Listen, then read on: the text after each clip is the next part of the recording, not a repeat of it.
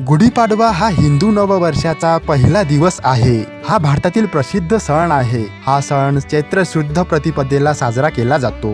संपूर्ण भारतात आणि प्रामुख्याने महाराष्ट्रात हा सण मोठ्या उत्साहात साजरा केला जातो। नवीन वर्षाचे स्वागत करण्यासाठी घराच्या दारासमोर गुढी उभारली जाते। गुढी तयार करण्यासाठी लांब बांबूच्या टोकाला रेशमी कापड बांधले जाते। ऊस, कडुलिंबाची पाने, आंब्याच्या डहाळ्या आणि सोन्याच्या फुलांचा हार बांधून त्यावर कलश ठेवला जातो। ही गुढी आकाशाकडे उंचावली आहे।